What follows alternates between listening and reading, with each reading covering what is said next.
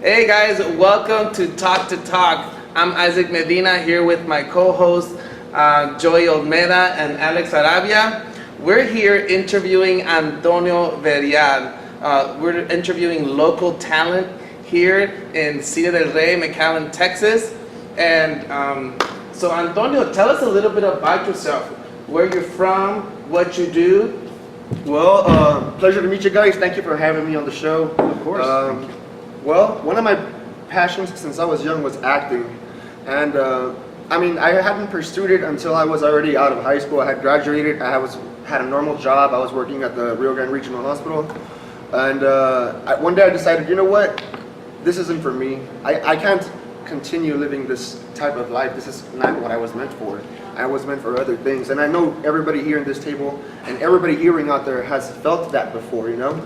So I just decided to jump in there, and little by little I got more experience, and eventually I started gaining more and more, and I got more roles, more opportunities, and doors started opening. And I encourage everyone out there that if you are willing to do this job, go out there, throw yourselves out there, study, get yourselves prepared. That way when you're out there, you're ready to go and ready to rock and roll. Awesome. So what was the turning point for you that made you make that transition from working in a typical 8 to 5 job into acting?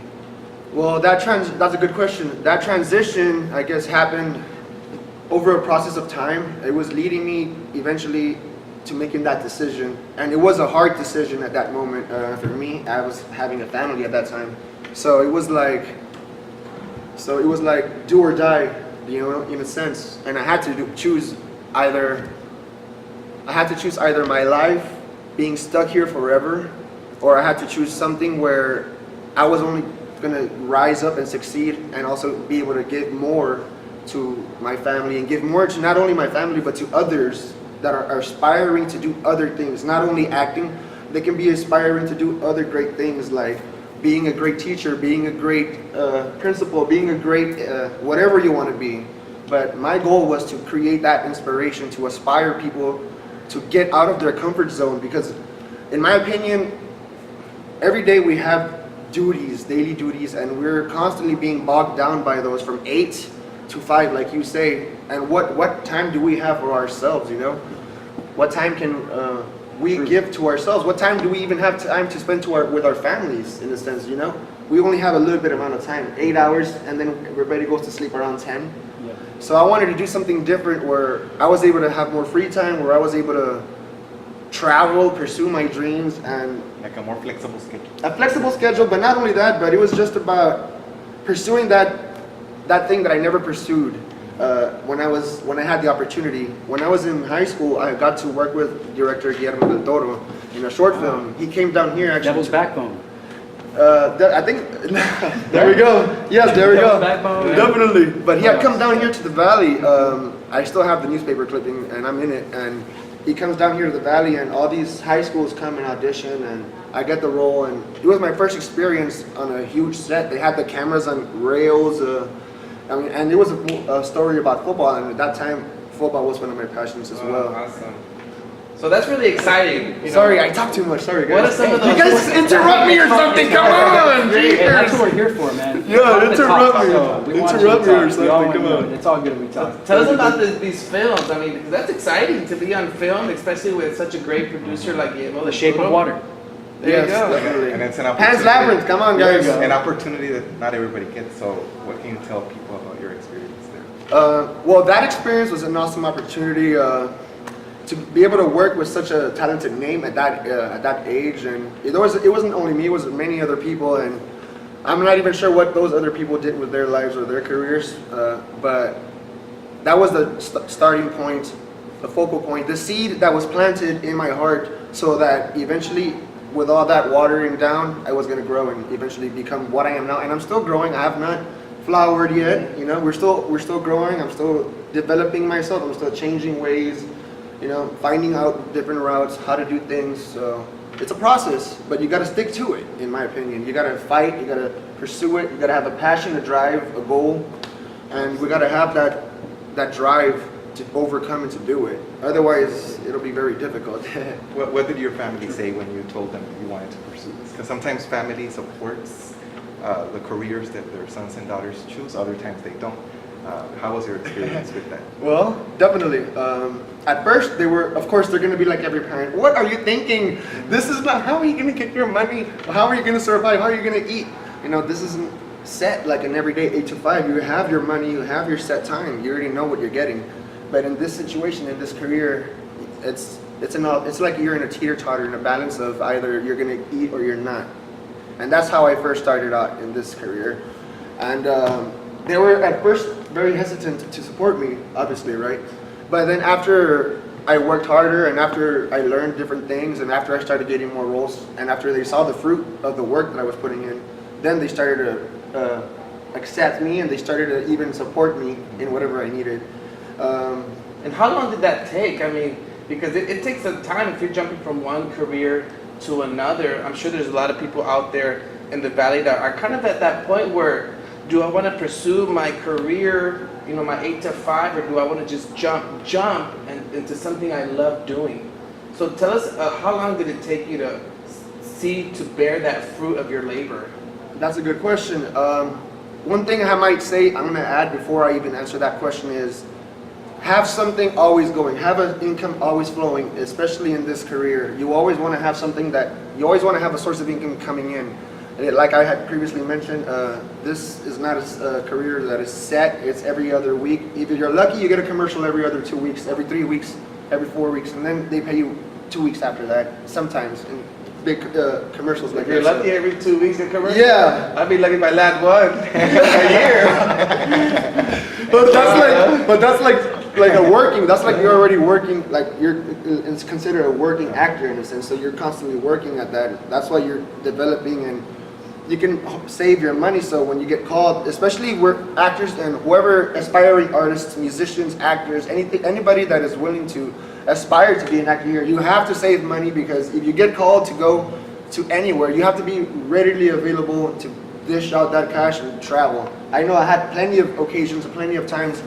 I had this commercial in Austin for MTV, and I was here in my house, and it was 8 at night, and I barely got the email from the director. I want you on set tomorrow at 7 a.m. in the morning. And I was like, what the heck? Oh man. He's like, well, I need you at 7 a.m. and it's already 8 a.m. Mind you, when you're going to a set, you have to go prepared. You can't just go with, you know, one set of clothes, 2 sets of clothes. You have to take everything and plan everything accordingly to what you're going to be. And take extra, just in case. You always want to be prepared. Take extra if you want to. Take extra shirts, anything, just to give them a look and to look more professional.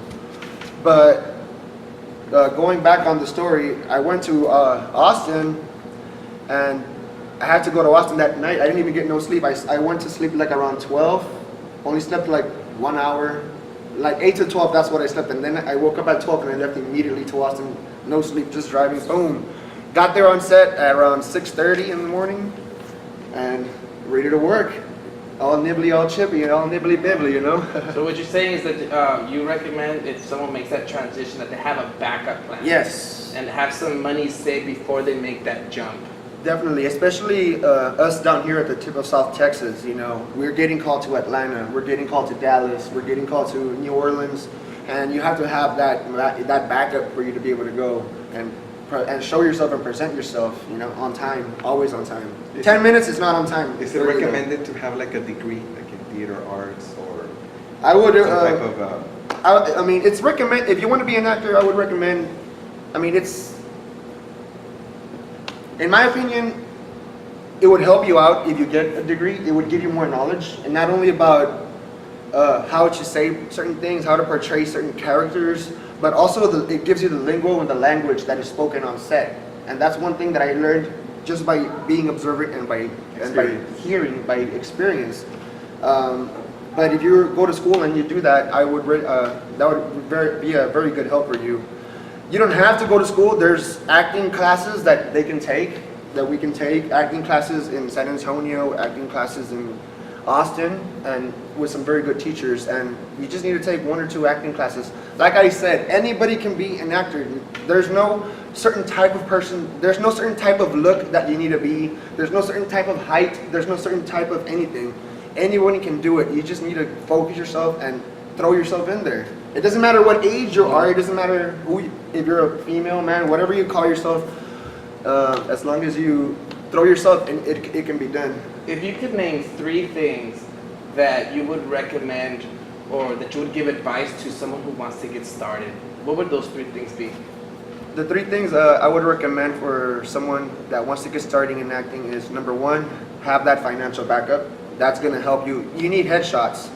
Number 1, you need to build your portfolio. That takes money. So if you don't have that money, like I did when I started, I took my own photos and I started submitting to different agencies. Are selfies enough? You know what? Sometimes they are. You know, sometimes they want candid shots. Sometimes they ask for selfies. But when you're presenting your portfolio, I would recommend to take a headshot. And maybe not a selfie. I mean, but if they do, because in some certain production companies, they do ask for selfies, just random selfies, to see how you look in your everyday. So With a couple filters, maybe. yeah, there you go, a couple of Snapchatters right there. But I mean, that would be number 1. Have that financial backup. Number 2, if you can get any work, get it, even if it's free. If you're barely starting off, you want to get that experience. You want to get yourself on film. You want to see yourself perform on film, and you want to evaluate yourself and perfect yourself.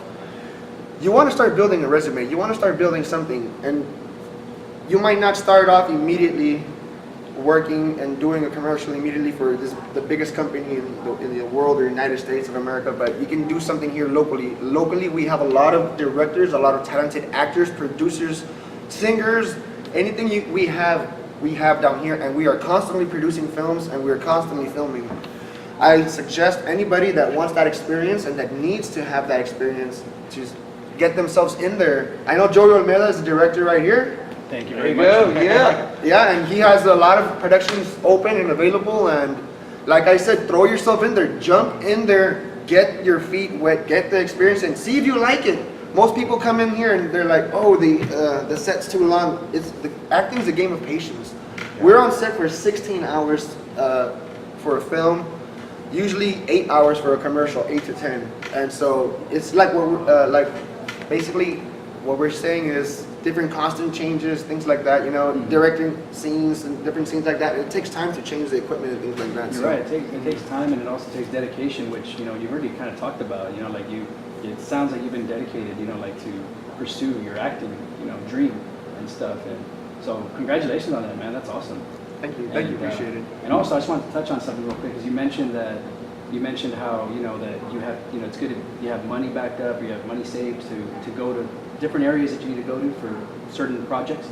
I think that's really important, because I always thought that whoever was going to fly you, or if somebody wanted you for a commercial, I thought they would, you know, it was like an all expense paid, you know, like they pay for everything, you know, for you to get there and Definitely. everything. I mean, there are some production companies that do that. I have been paid my mileage, and I have been flown before. But like I said, not everyone does that. Not everyone gives you that. And they give you lodging, they pay your hotels and things like that as well. But it depends on the production company. Like some production companies, especially if you're working out of town, out of city, and you're working as a local hire in their city, in Atlanta, they're not going to pay your flight from Texas to Atlanta. They want you're going to have to get your way to there and work on set. Find your own hotels, eat. Your per diem per meal a day, you have to get all that prepared and ready, so that when you're over there, you're ready to work and you don't have to worry about anything else. Unless the production company pays for it, then that's a good one right there. Awesome. There you go. So in summary, you're saying those 3 things to have a financial backing, so you can support your travel, your endeavors, your bills, or whatever. Definitely. The second one is build your resume by acting, even if it's free, and also get photos, pictures, headshots. That way you have something to present whenever you prepare for those interviews. And what would that third be? The third one I would suggest would be to be prepared. Guys, I can't stress this enough. We have to go and show up prepared. I've had a lot of instances when I first started, and I learned the hard way. I wasn't prepared. I would come to set right on time, and when you come on set, you can't come on set right on time. You always have to be 10 minutes early. Always. You never know what direction they're going to change. You never know if they're going to change locations. You never know what the director's going to do. So you have to be ready and prepared. I would suggest you prepare yourself as well in learning the techniques of acting, learning how to do what to do where, what to point, what to look at, what not to look at in the cameras, and certain things like that, certain points in the cameras. Learn the language, and you're only going to learn the language by getting experience here locally, wherever you are. So prepare yourself, even like I said, even to the smallest detail of the wardrobe. I always go with like 4 different suits, 8 different shirts, 3 different pants, 4 different pairs of shoes, and I'm always ready and available. And directors, when they see that, and producers, they love it. An example real quick. I had done a movie for, it was a movie for Robert Rodriguez, and this one's gonna come out in theaters. It's called Alita Battle Angel, and I was on set and I took my whole wardrobe, and it was because of my wardrobe and my choices that I took that they were able to see me and distinguish me from all the others. I originally came in as an extra in the film. And when I got there, they had boosted my role to a featured extra, even a role even higher, which I think is pretty awesome. But it happened because I was prepared, you know. It happened, and it also goes in hand with how you communicate, how you carry yourself, how you speak to others, how you treat others, because communication is very key. You don't want to give a bad impression of yourself in the industry. Everybody works with everybody here, and especially in Austin and San Antonio, all the directors and all the producers, they know everybody. They've worked with everybody. They know everybody. So, if you represent yourself horribly wrong, or you represent yourself bad, then chances are you might not get that job just because of that. And because I presented myself well in that role, I was able to make a friend in the wardrobe department, which eventually got to the assistant director, and they bumped up my role. You guys want to hear a funny story? Yeah, go for One more it. funny story, sorry. Absolutely. It's about the same topic though. So, okay, I'm staying in Austin, and I'm staying in one of my friends' apartments, because we gotta work it, boy, come on. And so I was Slept on the couch or something. yeah, on the couch, on the floor, Wherever you can, yeah. anything, wherever you can. I was originally gonna film 3 days on set, okay? So I had to find a place to stay, and one of my friends over there was very good enough and generous to help me stay over there with them. And so at that time I wasn't very familiar with Austin traffic, and I was super late. I'm never late to set. After I'm telling you guys never to be late, I was late on set this day, right? Horrible, I know. So I was arriving late to set, my clock didn't go up on time, so I was like, oh my god, this is a big production company. You don't want to ever do nothing wrong with these people, right? You want to show yourself, like what I'm saying, the proper way. You want to be honorable, respectful, and on time. And so I got there late to set. So as soon as I got there was a line of like 300 people on set, and these 300 people were all extras, and this is when I was an extra. They hadn't bumped me up yet. So I was like, oh my god, they have to go into makeup and wardrobe, and that takes like, I guess, for every individual person in the background, it would take like 20 minutes to 30 minutes of makeup and hair. And not only that, but they also add another 20 minutes of styling and wardrobe, where they have to fit you for the look, they have to do all these different things. And so I was like way behind the end of the line, and I was like, my call time was at a certain time, and it was like 10 minutes before. And I was like, oh my god, I was freaking out. And so I see to the front of the line, and the assistant director's there, and he's like, Antonio! And I was like, what? Who's calling my name, right? It's like, come over here. I was like, me? It's like, yeah, you, come here. I was like, okay. So I go over there, and he turns me around, and then, I'm never gonna forget this. This was a good moment for me. So he turned me around, and then he had a bullhorn, and he's like, hey everyone. And then it's like, this is Antonio. He presented myself to them, and he's like, this is Antonio, say hello. And everyone was like, hello. He's like, now get in there and get your wardrobe ready. So it's a funny story. That's cool. That's awesome. So you bring up an interesting point, about being prepared. A lot of whenever you prepare for one of these, to act or you got a role to play.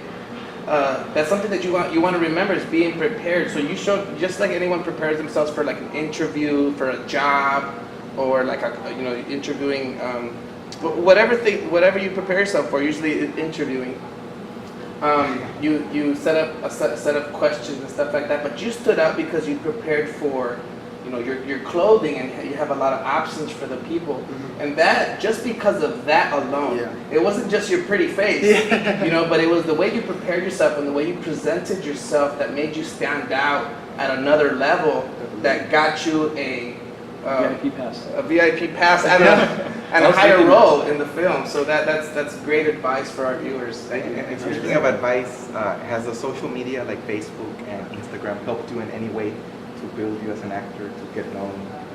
Yes, it has helped me in many ways, and it has also hurt me in many ways, in a sense, and I can give you the reasons why. Okay. Let me give you the This is reasons. the show to do that. Yeah, let me give you the reasons why, guys.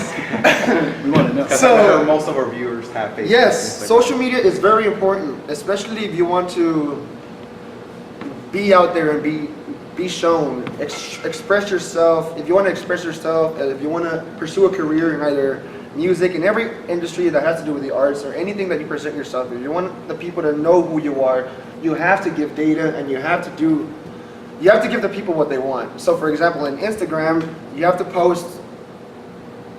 to keep posting constantly so that people can keep seeing you constantly. What kind of post? Like just pictures of yourself or Okay, videos? so in my personal Instagram, you can post videos, and I would highly recommend to post videos. People react a lot to videos, and it reacts with their senses. It stimulates them to want more. It stimulates them to see. It stimulates their eyes. It stimulates everything in their senses to be able to experience and want to see more of that. That makes sense, because they can hear the video and. Especially if you edit it, put some one of your music in the yeah, background. That's already like a step ahead. So. And I think they get to see how genuine you are. That's number one you want to do. Express your genuine, your genuinity. I'm making up a word, genuality. Yeah, that'll work. Just- Why not, right? We know what you mean. And they get to see like your real personality, who you are. Yes, on social media. they get to see your personality, who you are. That's true.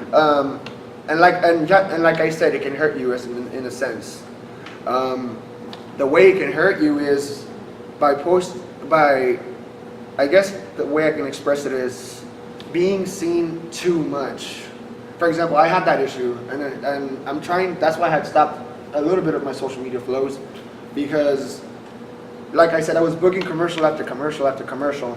Now, people after a while they get tired of seeing the same face. So even then, like The Rock, what is that? The Rock syndrome, or I don't know if you guys have heard that. That guy's in so many movies. But yeah, that's but- a really good point. Or he's a good example. Yeah, and I mentioned him because exactly the same thing is happening to him. Of course, at a higher multi-world level, but the same thing is happening to him, and so that's why I say, be careful. Like, post your posts, do your work, but at the same time, you have to get that balance. You want to be balanced all the time. You don't want to express yourself too much over here, and you don't want to be put too little over here. You always want to be in the middle. You always want to stay balanced, and that will help you out in your social media networking. Networking is key as well. So everything in moderation. Everything in moderation, basically. Yeah, definitely. But just be constant, keep. Be constant. Be going. constant. Everything in moderation. But be constant in everything. Try to be in all the platforms that you can be. One of the things I learned and have heard from a producer and a director is, how am I going to hire you if I don't know who you are? How am I going to hire you if I don't see you? Where's your websites? Where's your data? Where's your info? And it doesn't have to be a top 3 movie that you're filming. Like I said, it can start with free work here. You can start with roles that are available here in your local areas. Get yourself out there, get yourself on video, and get yourself known. And some of us met through social media. Yes, Now we're here exactly. There we go. So, That's true. who are some of your role models in the industry? Actors that Man, you I was gonna admire? ask that question. I can read mine, so I read your mind. Psychologist. I was just waiting. I was just waiting. It's like, let me touch you. I already Beat me know. to it. Alex. Um, And I'm very like interested in this because you know you have some actors who say that they don't really have like a role model. I was actually gonna say that. Really? Yes, I mean no, but I not guess I like. could read your mind. There we go. But like, I guess I can give out 2 actors, 3. I can give you 3 off the top of the cup, just to give you something. I personally would love to know that because I'm a big movie buff. So Definitely. The first one would be Indiana Jones. All right. Yeah, Harrison Ford. Harrison Ford. He started. Okay, let's rewind that. Okay, so the first. I don't even know his name. I'm like good. I'm like good with names. I would have said Indiana Jones. That's why I'm here. That's why I'm here. There we go, brother. So the first one would be Harrison Ford. I read his bio, and he started acting like when he was in his mid-30s, late 30s, and that's when he first got his big gig and his big role. And that's another reason that drives me, and that's something that I want to give and show the people as well. Like, it doesn't matter at what age you. Even Morgan Freeman, he started when he was in his late 40s almost. So It's never too late. It's never too late. It's never too Like late. to see that guy, no matter what. I mean, he's His voice is. Yes. He's an icon. Come on. It's like James Earl Jones. There we go. Him Definitely. too, from The Lion King, with Kid Mufasa. Yeah. He's been in other stuff too, but that guy's got Sandlot. I think he was in the Sandlot, wasn't he? Wasn't he the guy that? I'm not sure. I know he was in Conan. He's gonna do the voice. Conan the again Barbarian? in the remake of the movie. I think so. I don't know if it's me, but I don't know if he's still alive. I think it's gonna I be the hope he same is. voice. I don't. Mufasa. Maybe. I think James that's Earl what Are we I supposed to think like so. shiver like the hyenas when you say Mufasa? But dude, wow, it's okay. That's awesome, man. Yeah. That's awesome. So And I guess it's not an actor but a character in the movie. The character Rocky Balboa, everybody can aspire to him. And even his story as a person before the actor as well, how he got in there. He's one of my inspirations as well, a big one in that this guy acting field. sacrificed a lot, and just Sold his dog. Everything. Even the dog. Come on, best friend. Best friend. Come on, Best friend. even the dog had to go. Horrible, right? But it just goes to show you the level of want that you want to achieve, the level of greatness that you want. Like, it doesn't matter where you are right now. It doesn't matter if you're down in the dumps, if you're in the slums, if you're doing this or doing that. The time is now, and the moment is now for you to go out there and show the world who you are, and not just your outer physicality, but who you are as a human, who you are as a man, who you are as a woman, who you are as what you represent yourself. And that's number one, and the number one key, and the number one thing I can give you guys and give your audience right here. Be out there and go out there. Now is the time, not tomorrow. It wasn't yesterday, and it's not going to be 3 days from now. Today's the day. Have that now attitude. Yes. That's what I like to say. you should be a motivational speaker. That's awesome. That's some really good stuff. I have another question though, man. You touched on people like role models, favorite actors and stuff. Do you have a favorite? I mean, just because it has to do with you're involved in entertainment. Favorite movie or favorite TV show? Okay. Have to ask. Talk the Talk must be your first show. Talk the talk. Oh yeah, There you go. Talk the talk. And that's because this is our first show. First show, and it's already my favorite. There you go. Keep your eyes tuned. That's Only how greater I'm things saying. coming. What can we say? Only more things coming, guys. Definitely. Okay, I like M. Night Shyamalan, Oh, and one of my favorite movies that I can see over and over again. It's gonna be funny. I don't care. I'm gonna be out there. Yeah, I wanna I'm gonna know. be open. It's alright. We're This here. is the movie Signs with Okay. Mel Gibson. okay. Have you guys seen that one? The one of the A lot of aliens. people love that movie though. Signs, I don't remember. There's a lot of people that it's I like one it, of the best but alien movies. I just like. I mean, I like it because of the suspense, the way the characters acted. But I like the story behind it. I like what it's trying to tell me, and that's another key that I look at when I choose a film. Is what do I want to tell the world? What does this film want to speak? Because everything wants to speak. Everything has a voice, and everybody wants to be heard. Everything wants to be heard. So what do you want to say? What do you want to speak?